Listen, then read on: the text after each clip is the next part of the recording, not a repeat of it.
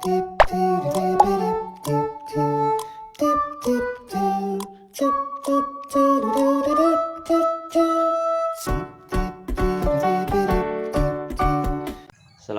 warahmatullahi wabarakatuh. Perkenalkan, nama saya Teddy Riswandi dengan NIM 612012300034. Baiklah, saya di sini akan menjelaskan materi tentang mata kuliah manajemen kinerja. Nah, video ini saya buat untuk memenuhi tugas UTS salah satu mata kuliah yaitu manajemen kinerja tadi dengan dosen pengampu Pak Muhammad Teguh, SEMM, CTMP, CMC, CPGM, CPLM, CIB. Itu. Jadi tanpa terlalu panjang, langsung aja untuk materi pertama yaitu arti penting dan manfaat manajemen kinerja. Nah, di sini apa itu yang dimaksud dengan manajemen kinerja itu sendiri? Nah, yang dimana manajemen kinerja itu adalah suatu sistem untuk mengelola kinerja pegawai agar tujuan organisasi tercapai melalui perencanaan, pelaksanaan, evaluasi, umpan balik, pengembangan, dan sebagainya. Nah, hal itu sangat penting terutama untuk organisasi seperti itu. Nah, untuk organisasi manfaatnya itu sendiri yang pertama itu kerja lebih efektif dan efisien tentunya. Capaian tujuan strategis, capaian secara mudah, evaluasi, perbaikan, dan akuntabel dan penggunaan anggaran. Nah, adapun manfaat untuk pegawai sendiri itu tahu target dan adanya rasa tanggung jawab. Nah, penilaian lebih adil dan transparan. Peluang karir mungkin lebih jelas dan motivasi dan kompetensi si pegawai ini meningkat. Gitu. Nah, adapun untuk masalah di sektor pemerintahan, nah, untuk yang pertama itu dokumen kinerja itu hanya formalitas, tidak pakai sungguh-sungguh gitu. Penilaian masih subjektif, faktor kedekatan secara pribadi gitu. Nah, adapun untuk tantangan saat ini, yang pertama di bidang digitalisasi butuh infrastruktur dan literasi digital. Gitu. Nah, yang kedua tantangannya adalah tuntunan publik. Pelayanan harus cepat dan transparan tentunya. Integritas sistem, perencanaan, anggaran, dan evaluasi harus memang sangat sinkron gitu. Dan yang terakhir, komitmen pemimpin adalah kunci utama untuk sebuah keberhasilan.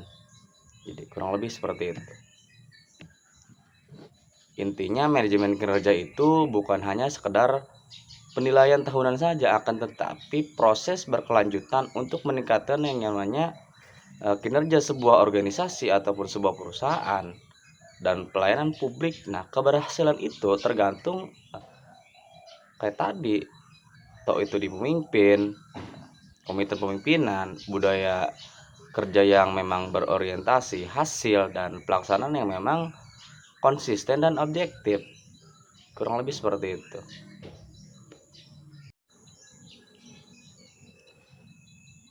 Nah, untuk materi yang kedua yaitu manajemen kinerja, konsep, strategi, dan implementasi kepemimpinan. Nah, di sini manajemen kinerja adalah sistem ataupun struktur yang meliputi perencanaan tadi gitu. Nah, adapun untuk pendekatan sistem dalam suatu organisasi, nah di sini organisasi itu dipandang sebagai salah satu kesatuan yang terdiri dari berbagai elemen yang memang saling berhubungan gitu. Baik itu dari struktur, terus komponen, interaksi, terus teknologi, koordinasi yang baik antara bagian menjadi kunci ataupun titik tumpuan sinergi si suatu organisasi tersebut gitu. Nah, adapun konsep dasar di manajemen itu ada 6. Yang pertama itu manajemen berfungsi melalui 4 pilar utama. Yang pertama itu planning ataupun menetapkan tujuan dan strategi, organizing ataupun membagi tugas dan wewenang gitu. Selanjutnya yaitu acting, memotivasi dan mengarahkan si sebuah tim, organisasi ataupun sebuah perusahaan. Dan selanjutnya itu controlling ataupun control itu mengawasi dan mengevaluasi hasil gitu. Nah, keempat fungsi ini dijalankan dengan manfaat 6 unsur manajemen, yaitu manusia, uang, material ataupun bahan, mesin, dan metode dan market sebuah pasar gitu. Yang ketiga itu bagaimana dimensi kinerja organisasi diukur dari 5 dimensi yang berkaitan. Yang pertama yaitu di keuangan gitu. Di keuangan sendiri ada laba, ada ROI, dan pertumbuhan pendapatan. Selanjutnya yaitu operasional, efisiensi proses, kualitas, dan produktivitas. Selanjutnya ada pelanggan, inovasi, dan sosial ataupun lingkungan. Yang keempat, strategi meningkatkan si kinerja. Nah, ada beberapa langkah yang memang bisa meningkatkan sebuah kinerja. Yang pertama yaitu tetapkan sebuah tujuan gitu.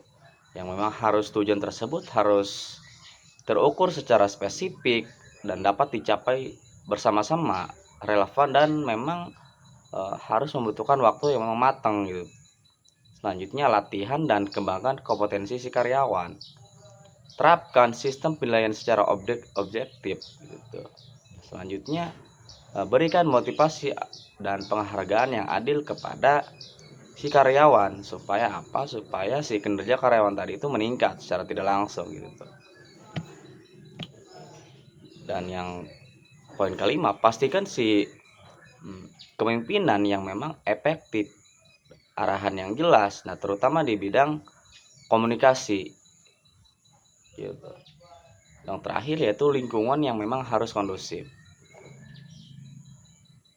Nah, adapun untuk penentu keberhasilan kinerja dipengaruhi oleh 6 faktor. Nah, untuk yang pertama yaitu skill, pengetahuan, pengalaman, lingkungan kerja, gaya kepemimpinan, budaya organisasi yang memang positif, dan sistem manajemen yang jelas dan struktur gitu. Jadi manajemen kinerja ini bukan sekedar alat penilaian, melainkan suatu proses strategi yang memang menghubungkan visi si organisasi tersebut dengan kinerja individu. Jadi artinya si pemimpin dan karyawan itu harus saling bersama-sama, saling mengayomi satu sama lain demi untuk mencapai suatu si tujuan tadi. Apa yang memang menjadi tujuan suatu perusahaan ataupun suatu organisasi gitu. Seperti itu lebih. Nah, untuk materi yang ketiga yaitu konsep manajemen kinerja berbasis pendekatan sistem. Di sini ada beberapa poin. Yang pertama yaitu poin pendekatan sistem di dalam manajemen. Di dalam suatu organisasi, sistem ini dapat dipahami sebagai kumpulan elemen ataupun kelompok yang saling berinteraksi ataupun terintegrasi untuk mencapai suatu tujuan yang sama seperti tadi gitu. Artinya kita tuh harus saling membantu, saling tumpu menumpu menjadi satu gitu. Yang kedua yaitu peranan sistem informasi di dalam manajemen. Nah, penerapan sistem dalam sebuah organisasi khususnya melalui sistem informasi manajemen ataupun disingkat menjadi SIM itu memberikan manfaat yang memang signifikan di dalam meningkatkan suatu efisiensi operasional, baik itu persediaan keuangan, produksi, dan sumber daya manusia. Organisasi juga dapat melacak kinerja secara keseluruhan, secara akurat gitu, efektif untuk membutuhkan suatu organisasi yang memang informasinya bagi karyawan dan pada akhirnya membantu manajemen untuk mengidentifikasi area yang memerlukan perbaikan segera gitu. Nah, yang ketiga perencanaan dan kinerja suatu organisasi. Nah, perencanaan merupakan proses strategi di dalam menetapkan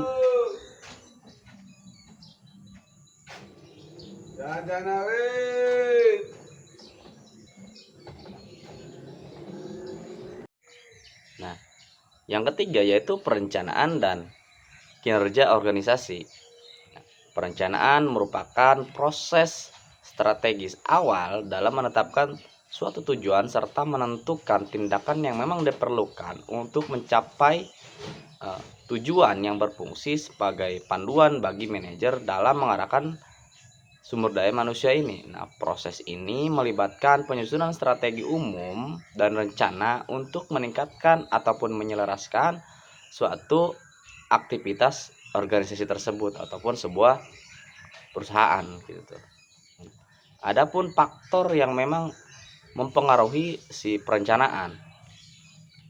Di sini perencanaan ataupun tingkat keberhasilan perencanaan strategis seringkali dikaitkan dengan berbagai faktor. Salah satunya yaitu faktor manajerial seperti pengetahuan, keyakinan, dan pengalaman manajer dalam mengelola suatu organisasi.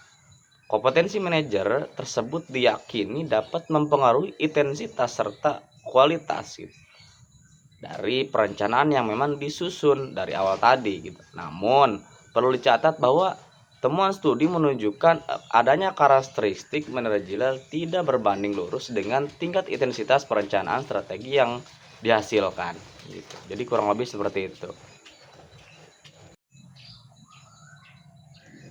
Untuk materi yang keempat yaitu manajemen kompetensi sumber daya manusia. Nah, di sini poin pertama yaitu analisis kebutuhan kompetensi. Nah, dalam manajemen sumber daya manusia, analisis ini membutuhkan yang namanya kompetensi. Nah, kompetensi itu adalah langkah awal untuk memetakan ataupun mengkonsepkan kemampuan si karyawan tadi. Proses ini bertujuan untuk mencari celah ataupun kesenjangan ataupun kekurangan antara kemampuan yang memang dimiliki saat ini dan standar yang memang dibutuhkan sebuah organisasi dengan analisis yang cepat, tepat gitu.